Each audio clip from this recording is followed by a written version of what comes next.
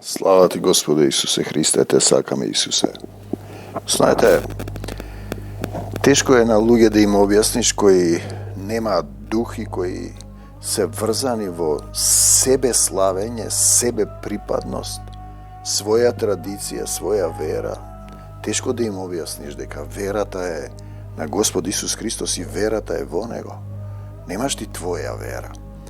И ние гледаме сега за Божик, се применува, се возобновува еден стар македонски антички адет, поворки низ градот, кои се правели уште во античка Македонија, за Артемида и бадно вечер бдеење, палење огнови, бдеење пред храмот, што се правил за Аполон. Аполон и Артемида се брат и сестра, чишто Зевс, Деус, односно Драј Патер, таткото небесен, и Лето, тоа се нивни деца. И се пее оваа песна, сакам само да ги анализирам, да ги протрчам, да објаснам некои работи. Да не ме сватите погрешно, јас сум исто така потекнувам од православно семејство, но денеска му служам и работам за Господ Исус Христос. Вечниот Бог слезе и во Дева се всели.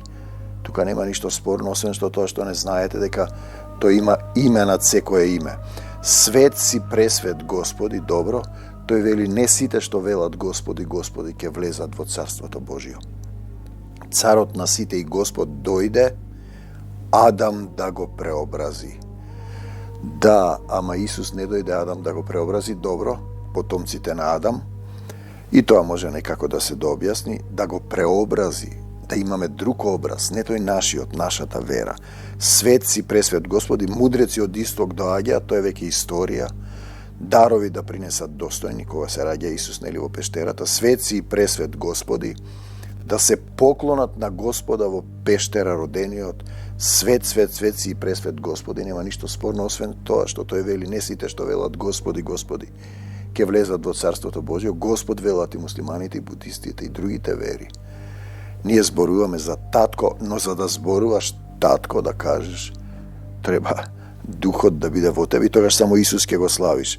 Одево мајко, добро, мајко, владичице. Сега добиваме што е тоа владичица, над што владее таа, кога царството, силата и славата се на таткото небесе. Одево мајко, владичице, спаси ги христијаните. Кој спасува овде? И тие, например, во Светото писмо не се нарекува Богородица, него Благодатна Марија. Значи, таа е владичица. На друго место, седржителка, спасителка, покров неизин. Видете, кој спасува? Само преку Исус е спасението. Тој плати за нашите гревови. Видете, и тука е, тоа е друго евангелие. Свет си пресвет Господи, Дево, мајко, владичице, спаси ги христијаните. Зошто тогаш се роди Исус, ако таа ги спасува христијаните? И тука е тој момент, тоа друго евангелие, владичица, над што владее таа?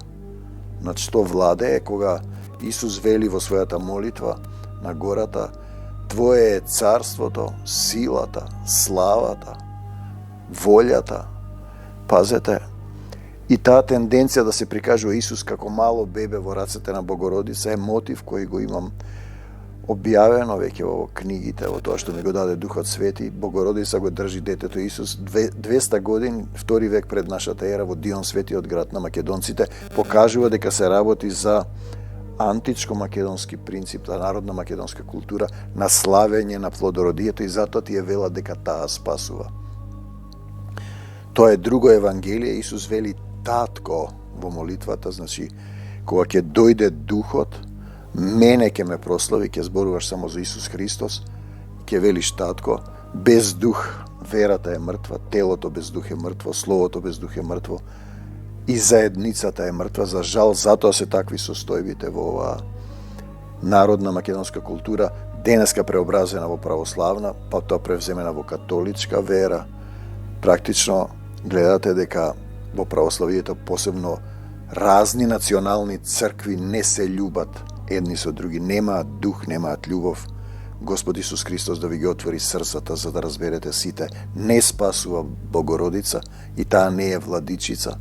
Владетел, седржител е Таткото небесен, видлив во Господ Исус Христос. Само Исус спасува. Мир вам до Царството Божјо. Амин.